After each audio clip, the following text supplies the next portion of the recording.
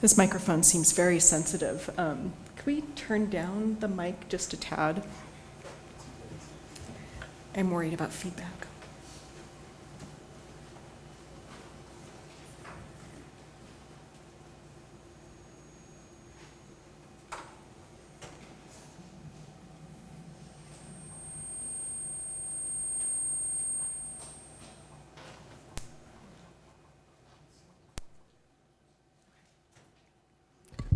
Okay, I think that's a little better. Welcome to the UNLV Libraries. Let me see, how many people have seen the folio so far? Okay, good. Almost everyone has raised their hands. The Libraries is incredibly honored to be the first folio's only stop in Nevada as it travels around the country celebrating 400 years of Shakespeare's legacy. As you probably know, the first folio includes 36 of Shakespeare's plays, 18 of which had never been printed before. And that's why it's so significant. Without Shakespeare's friend actors compiling the first folio 7 years after Shakespeare's death, many of his important plays might have been lost to human history. Plays like Macbeth, Twelfth Night, The Tempest, As You Like It, Julius Caesar. So we're so indebted to the production of this book to give us the words of Shakespeare today. So I want to give you some numbers. 700 first folios were printed, 235 survive. That we know about. The Folger Shakespeare Library has 82, and one is just a few hundred feet away for all of you to enjoy until September 29th.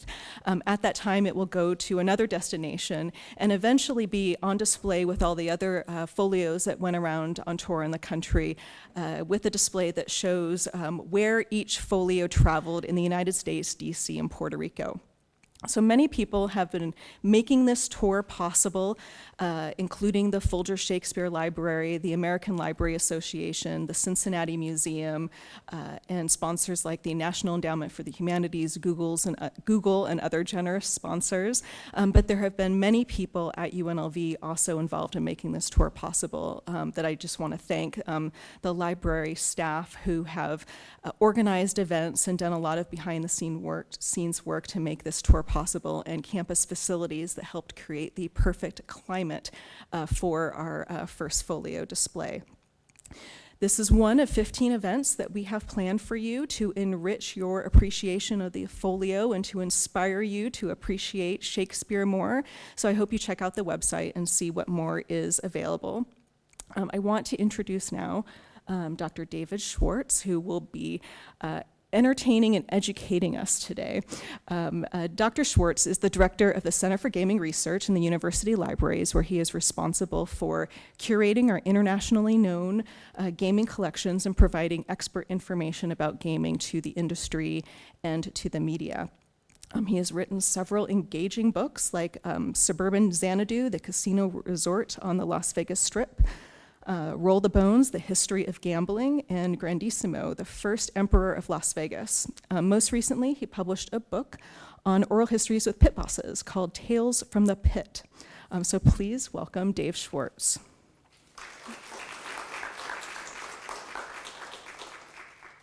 Thank you very much, Michelle. And before I start, I would like to thank Michelle and everybody at Special Collections and everybody at Lead Library who has made this talk, the series of events, and the folio itself possible. And just again to tell you what a significant event this is for all of us.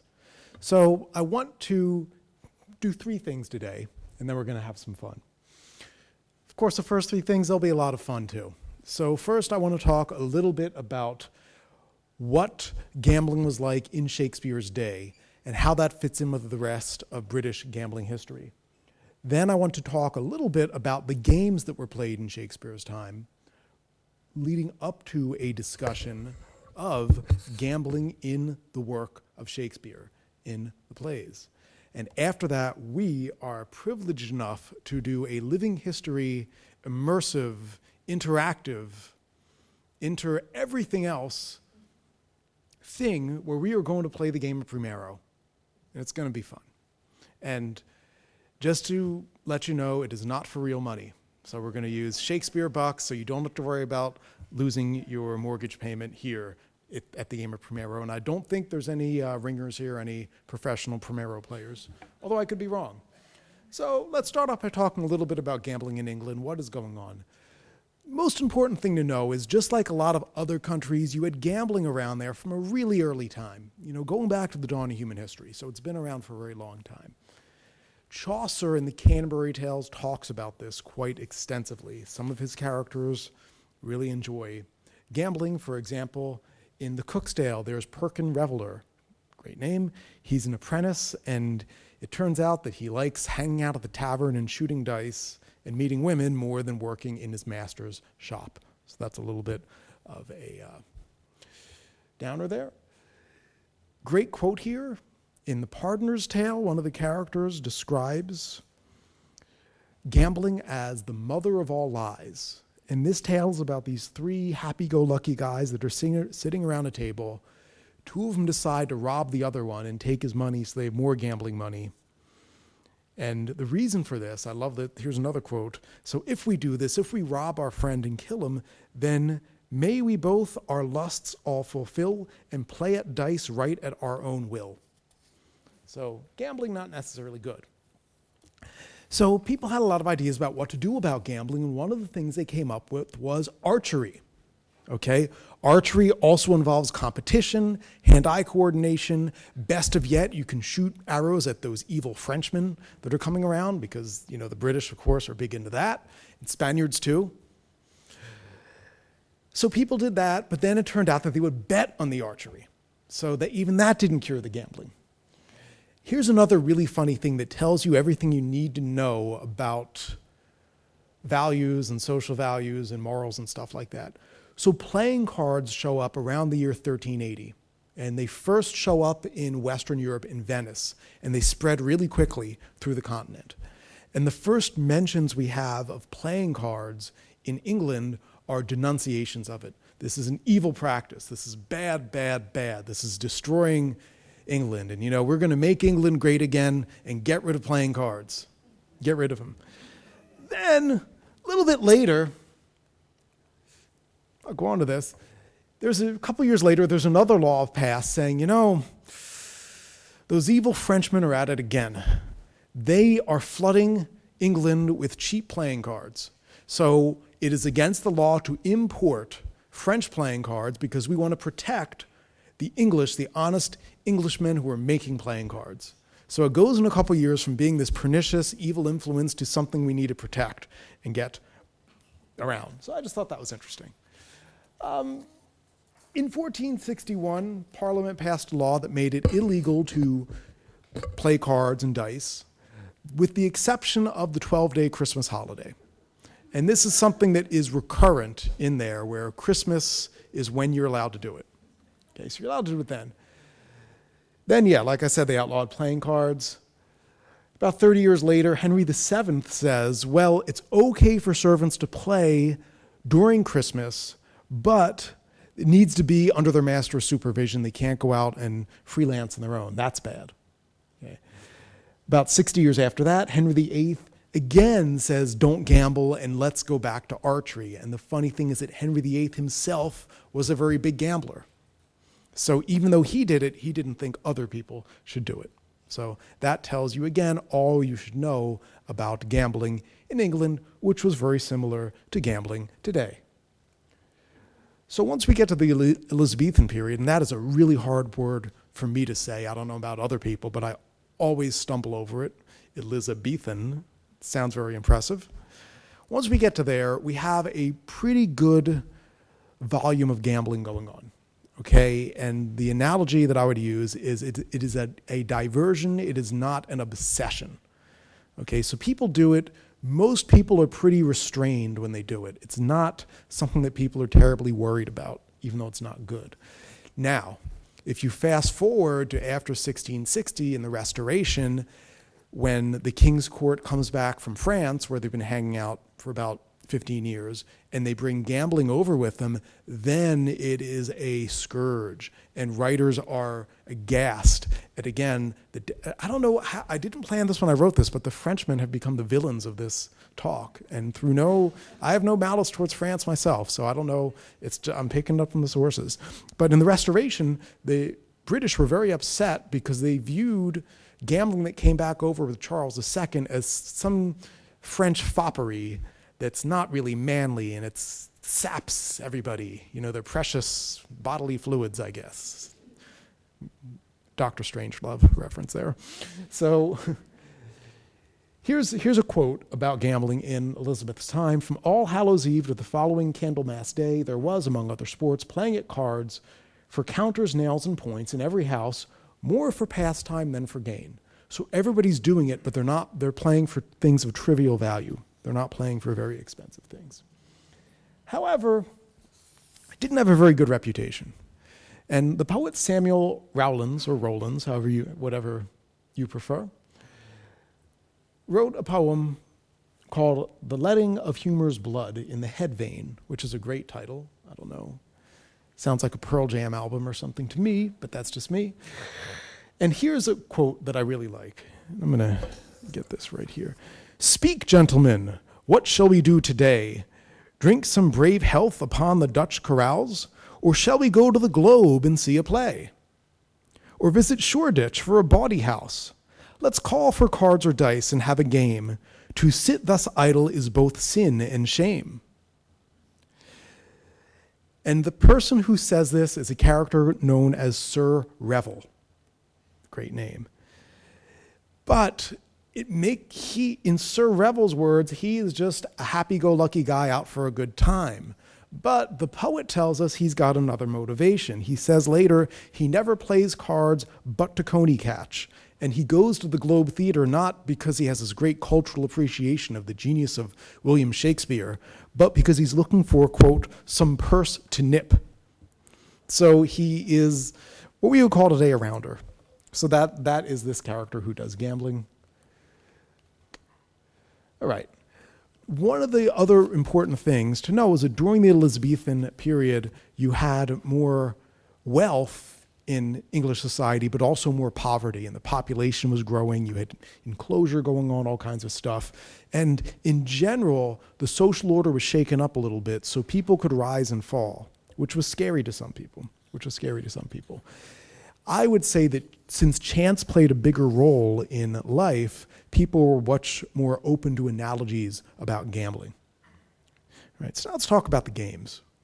And you start off with the big one, which is hazard, which is the major game of England for about 700 years.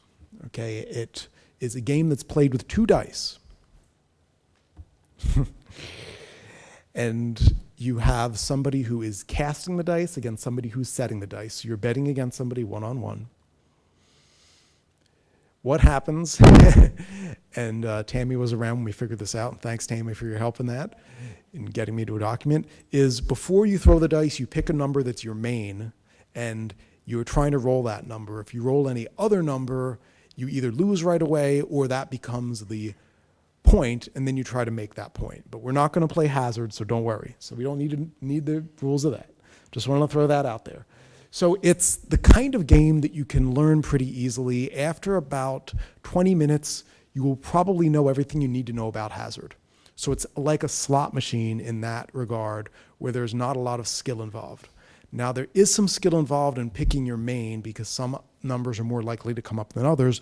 Once you have that figured out, it's a game of pure chance. So one of the books we have in our collection is an edition of Charles Cotton's Complete Gamester. And this was the first English language book that was completely devoted to gambling, or gaming as they called it then, hence the word gamester. And he said this about hazard, and he talks about all kinds of games and sports and stuff. Also was a contributor to The Complete Angler, Isaac Walton's book, Friends with Walton. He says, hazard is a proper name for this game, for it speedily makes a man or undoes him, in the twinkling of an eye, either a man or a mouse.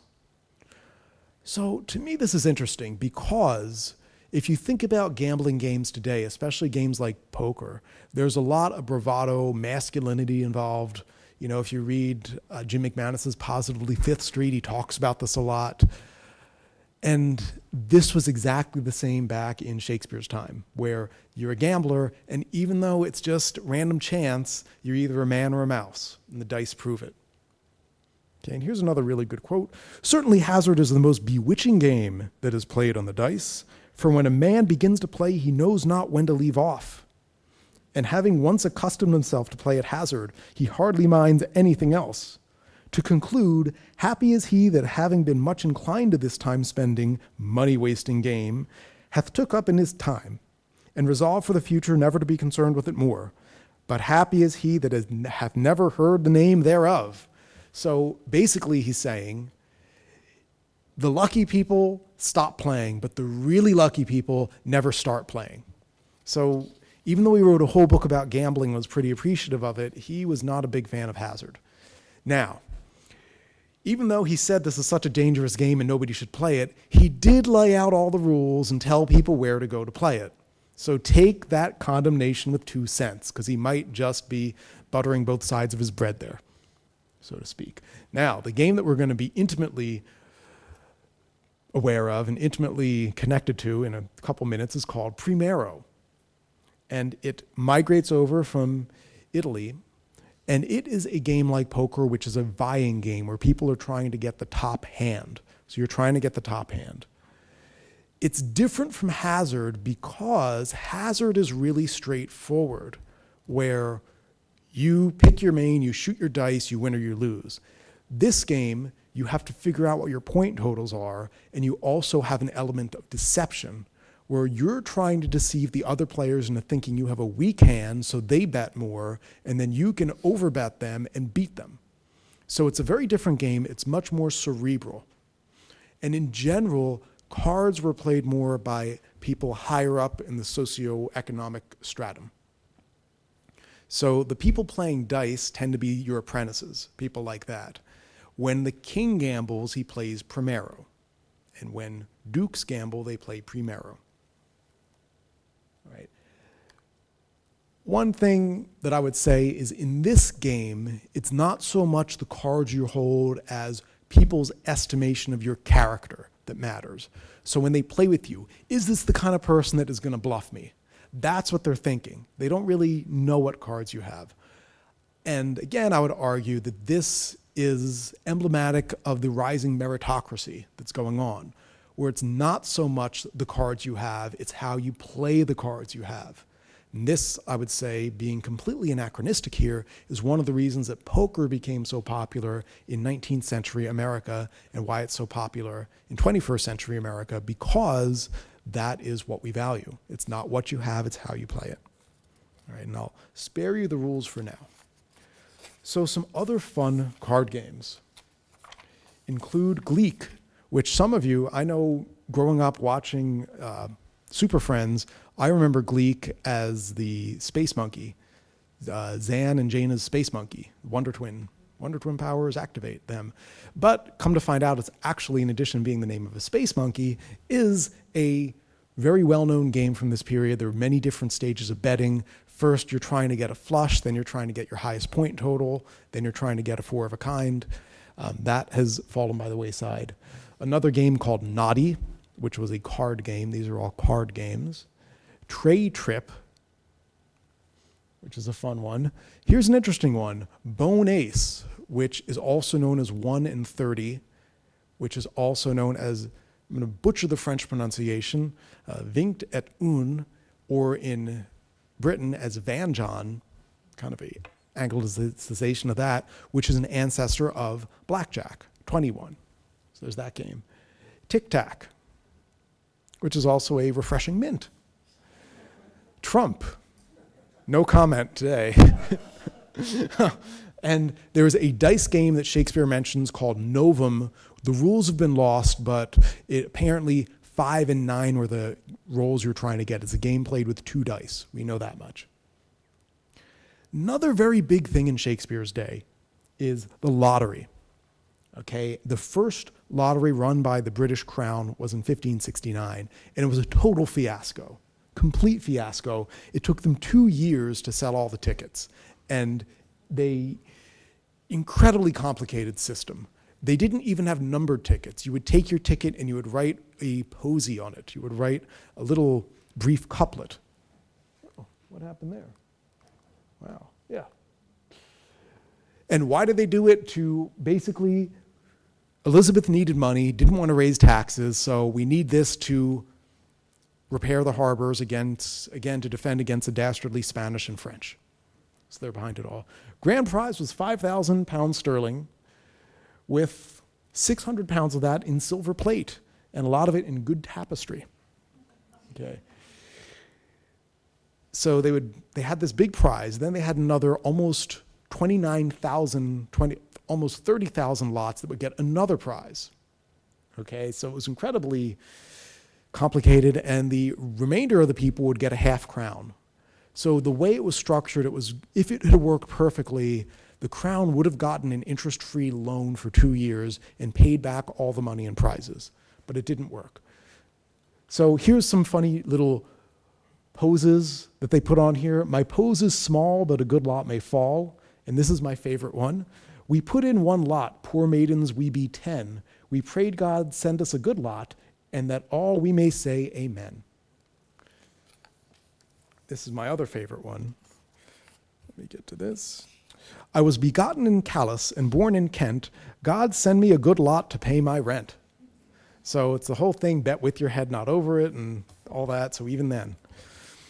So it didn't go well, partially because only 1/12 of the tickets were sold, partially because it was so expensive in those days. It was out of the reach of most people. And you can tell this because, for example, the Maidens 10 had to get 10 of them together to afford one lottery ticket. They did the drawing at St. Paul's Cathedral. It took 4 months, just under 4 months. So this was an incredibly tedious process. So imagine that. And it took them another 20 years to have another lottery.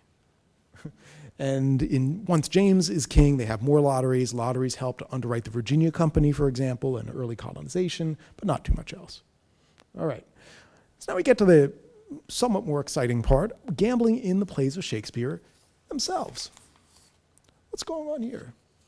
Okay. One thing that I found in looking at this is that he uses the word hazard 34 times throughout his work. 34 times. For example, Julius Caesar, Act 5, Scene 1, Cassius says, the storm is up and all is on the hazard. Right? All is on the hazard. Henry IV, Part 1, Act 1, Scene 2, Hotspur says, and if the devil come and roar for them, I will not send them. I will after straight and tell him so, for I will ease my heart, albeit I make a hazard of my head.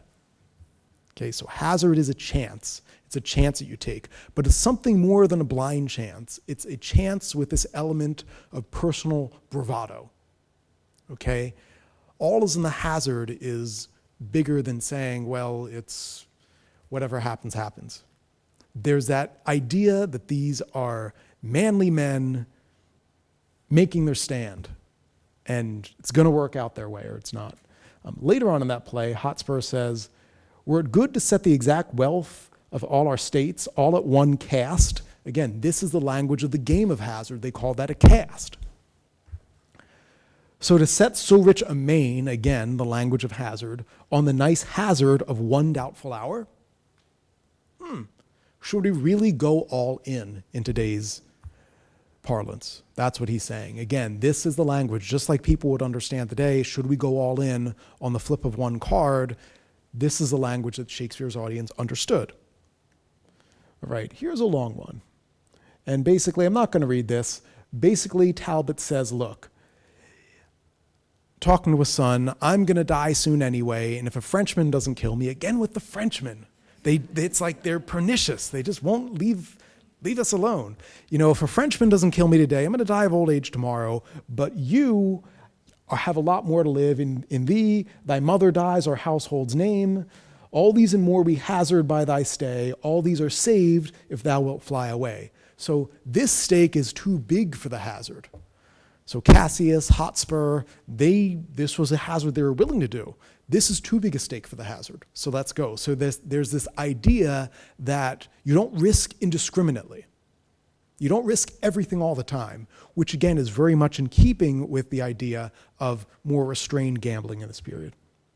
Okay, in Hamlet itself, Polonius, who we know pretty well, is saying, yeah, wanton, wild, and usual slips are as companions noted down and most known to youth and liberty. Ronaldo says, as gaming, my lord, aye, or drinking, fencing, swearing, quarreling, drabbing, you may go so far. So this is one of a constellation of things that young men are known to do.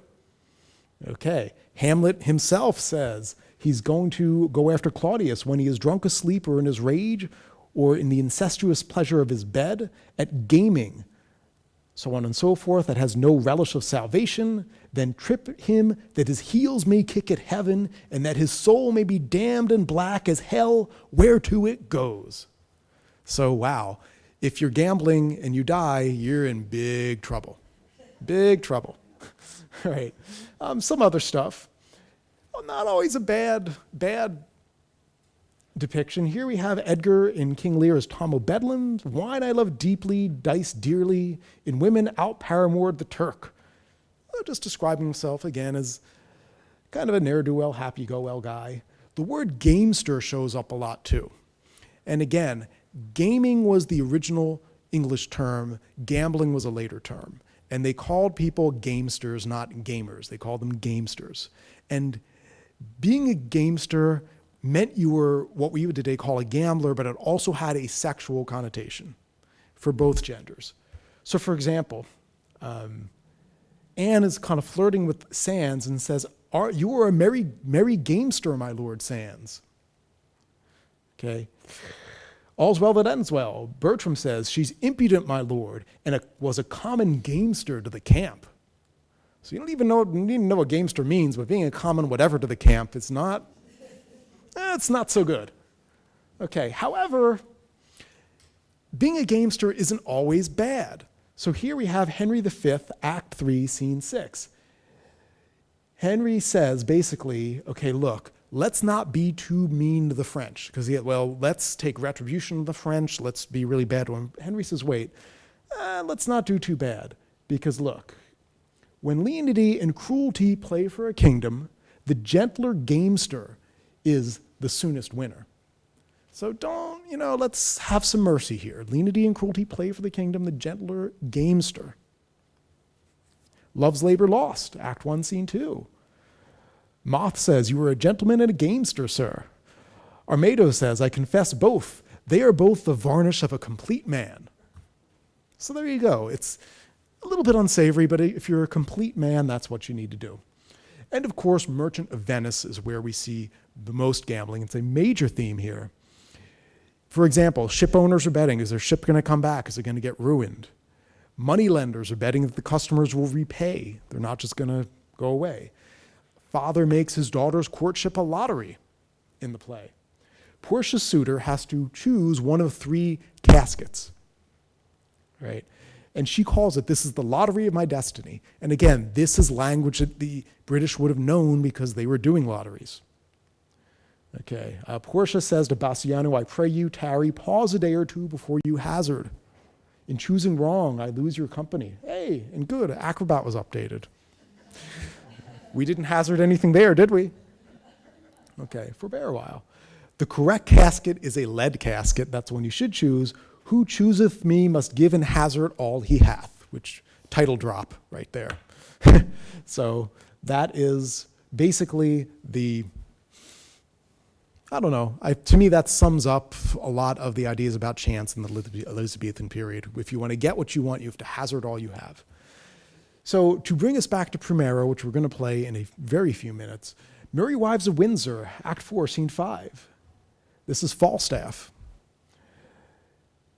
It should come to the ear of the court how I have been transformed and how my transformation hath been washed and cudgeled. They would melt me out of my fat, drop by drop, and liquor fishermen's boots with me. I warrant they would whip me with their fine wits till I were as crestfallen as a dried pear.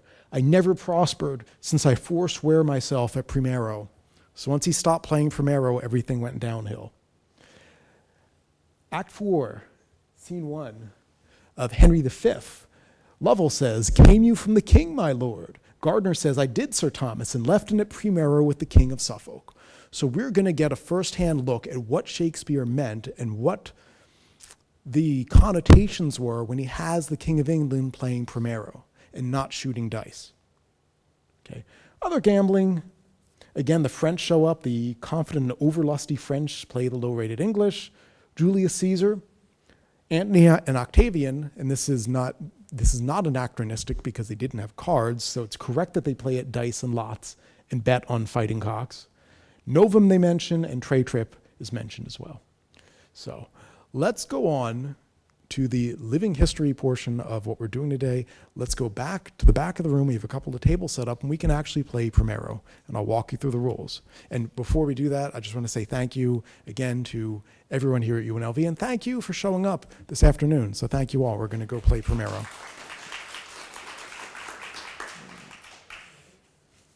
Cool. All right. So let me explain it a little bit first. In the game of Primero, your object is to get the top hand. Okay, it's a standard deck with the 8s, 9s, and 10s removed. I've already removed them, so don't worry about that. And I have at each table a little cheat sheet with the hands. Basically, the lowest hand is 2 or 3 cards of the same suit. Then you have 1 card of each suit. This Maximus is kind of funky. The ace, 6, and 7 of one suit. And that seems so much rarer. I don't know why it's in the middle of the deck here. Fluxus is a flush. Chorus is 4 of a kind. So the top thing you can get is 4 of a kind. Now, if let's say you're playing and you have a Fluxus and another person has a Fluxus, you then go your point totals. And the point totals are up here, which I'm not going to tell you right here, but you can see it and we'll talk about it. And I'll walk you through it. So, how do you play the game? Everybody gets 4 cards dealt face down. You don't show anybody your cards. There's no community cards. You start playing left of the dealer, and you can bid, stake. So bid means you're going to put in money. Stake means you're going to match the existing bet but not put in more money. Or you pass, which means you don't put in money, but you have to discard 1 or 2 cards and you get 1 or 2 new cards. And this goes around the table. When nobody matches a previous bid, when they're like, all right, this is where we are, then you have the showdown. High hand wins. If there's 2 of the high hands, you then go to the highest point total. But not there yet. So what do you say we go to the back of the room and give this a shot? And again, we're playing with Shakespeare bucks, not real money, so no worries. And has anyone in the room played Primero before? Good. So we're all so you don't have to worry about being embarrassed. We're all in the same boat here.